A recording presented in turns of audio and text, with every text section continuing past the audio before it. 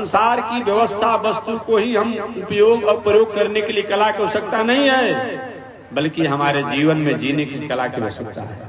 आज दुर्भाग्य है, हम संसार के साधन संसाधन को तो कला द्वारा उसका उपयोग करते हैं, प्रयोग करते हैं, लेकिन जिस जीवन द्वारा साधन संसाधन का प्रयोग होना चाहिए उस जीवन की कला को हमने बिगाड़ दिया है, भटका दिया है।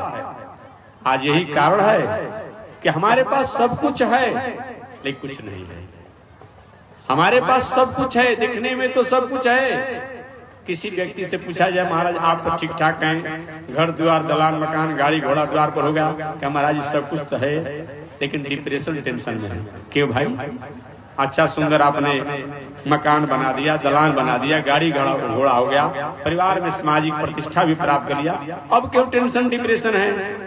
तो हमारे परिवार के लोग हमारे आज्ञा को पालन नहीं करते हैं, हमारी मर्यादा को नहीं मानते हैं, हमारा बेटा हमारा पत्नी हमारा अमुक अमुक हमारी बातों को नहीं मानते हैं। क्या जीवन के साधन से मतलब? धन ही सुख का कारण है। अगर धन ही सुख का कारण होता तो रिजर्व बैंक मैनेजर साहब को रुपया के अपने आप तिजोरी को दे करके प्रणाम करके प्रसन्न होना चाहिए। कभी एक प्रसन्नता होती है? धन ही अगर सुख का कारण है तो धन देख लीजिए। नहीं नहीं नहीं, धन ही सुख का कारण नहीं है। मकान दलान दुकान गाड़ी घोड़ा ही तो शोरूम में एक गाड़ी आप खरीदने की बात करते हैं, शोरूम में दसों सैकड़ों गाड़ी लगी रहती है, देखकर प्रसन्न हो जाइए। ऐसा होता नहीं। क्यों? वो सब कुछ है लेकिन अपना नहीं है, अपने लिए नहीं है, अपने लोगों के लिए नहीं है, इसीलिए दुख है। इसीलिए दुख है। केवल धन से हम प्रसन्न नहीं है, केवल पद से हम प्रसन्न नहीं है, केवल घर द्वार से हम प्रसन्न नहीं है, अपना नहीं है, अपने लोगों का नहीं है, इसीलिए हम दुखी हैं। अतः अपना और अपने लोगों के पास जो रहे उसका कैसे उपयोग होना चाहिए, सदुपयोग होना चाहिए, इसके लिए कला की आवश्यकता है और वह कला कथा द्वारा ही प्राप्त होती है। चाहे वो भागवत कथा हो, चाहे राम कथा हो, यज्ञ हो, तीर्थ हो, व्रत हो, दान हो, जब तक हमारे जीवन में जीवन जीने की कला नहीं आती है तब तक सब कुछ रहने के बाद भी वह साधन संसाधन हमारे लिए बोझ बन जाता है, भार बन जाता है। हमारे जीवन जीने की कला अगर हमें प्राप्त हो जाती है तो साधन हमारे लिए समाधान बन जाता है, साधन हमारे लिए समाधान बन जाता है और संसाधन हमारे लिए संस्कृति बन जाती है और संबंध हमारे लिए मोक्ष का कारण हो जाता है। यदि किंचित कहीं जीवन में जीने की कला नहीं है तो साधन हमारे लिए समस्या बन जाती है, संसाधन जो है हमारे लिए वह संकट बन जाती है और संबंधी जो है हमारे बंधन के कारण हो जाते हैं। होता जीवन में चले जाते हैं, अच्छा कोई मतलब नहीं, कोई अपना नहीं है। इसलिए जीवन जीने की कला को आप सीखिए और इस कला को एक कथा ही बताती है, शास्त्र ही बताता है, अनेक प्रकार के सत्कर्म ही बताते हैं। अतः इसको होना चाहिए। कितनी बार होनी चाहिए ये मत पूछिए।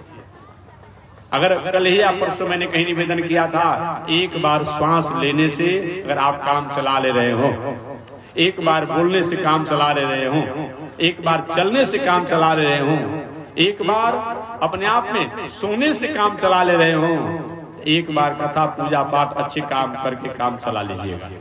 लेकिन ये सब कामों को आप हमेशा करेंगे, अच्छा काम एक बार क्यों करेंगे?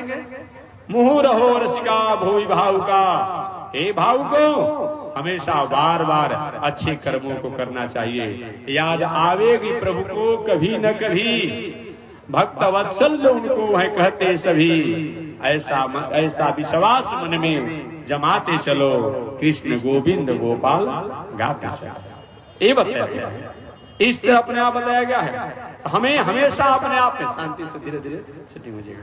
कभी न कभी अपने आप मन में बताया गया है, स्थिति होनी चाहिए। ये सब हमें शास्त्रों द्वारा ही, संतों द्वारा ही ये प्राप्त होता है। अतः इसकी आवश्यकता है। संत और शास्त्र की क्या आवश्यकता है?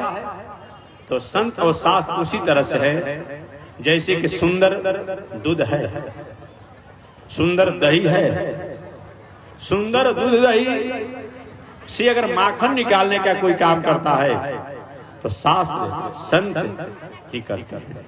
शास्त्र और संत को हटा दिया जाए तो हमारे पास दूध और दही के समान सुंदर वस्तुएं रहेंगे, लेकिन उसका कोई उपयोग हमारे सामने नहीं रह पाएगा।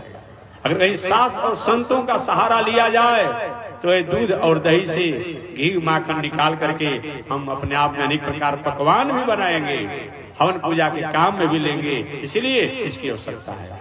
जिन जिन लोगों ने इसको छोड़ दिया, ठीक वो भी दुनिया में मानव बनकर के रहे, लेकिन उनके मानव संदेश नहीं होने के कारण, मानव वृत्ति नहीं होने के कारण वह मानव होकर के भी दानव हो गए।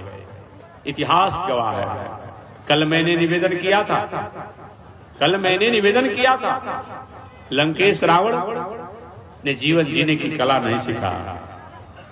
लंकेश रावण ने जीवन जीने की कला नहीं सीखा। शिशुपाल, दंतवक्र, हिरण्याक्ष, हिरण्यकश्यप इत्यादि प्रवृत्ति के लोगों ने जीवन जीने की कला नहीं सीखा, जिसका परिणाम क्या हुआ? लंकेश रावण के पास क्या नहीं था? सोने की नगरी, परिवार बहुत लंबा चौड़ा, इंद्र से लेके और जमराज तक उसके बस में रहते थे, लेकिन कुछ बचा? केवल पढ़ा लिखा की जहां तक बात करें तो पढ़ा लिखा भी लंकेश कम नहीं था, परंतु उसके पास जीवन जीने की कला नहीं रही। कुल खानदान में भी बड़ा था, विश्रवा मुनि के वंश परंपरा का था, अपने आप में उत्तम कुल पुलस्त के नाते उस वंश परंपरा का था, लेकिन जीवन जीने की कला नहीं रहा, जिसके चलते उसके जो भी जीवन में साधन संसाधन, वैभव, ऐश्वर्य, पद, प्रतिष्ठा सब समाप्त हो गए। विभीषण जी महाराज उसी लंकेश रावण के भाई के जीवन जीने की कला को उन्हें समझ लिया। कोई जरूरी नहीं है कि पूरे जीवन हम अपनी तपस्या साधना खड़ेसरी बनने से या मौनी बाबा बनने से या कहीं गंगा में ठहरा रहने से ही हमें प्राप्त होगा। कभी कभी अल्प समय में भी हम अपने जीवन जीने की प्रणाली को सीख लेते हैं। विभीषण जी महाराज, नव तुलसी के वृक्ष, बात ठीक है, राम नाम अंकित गृह, अपने मकान पर भगवान के नामों को अंकित भी किए थे।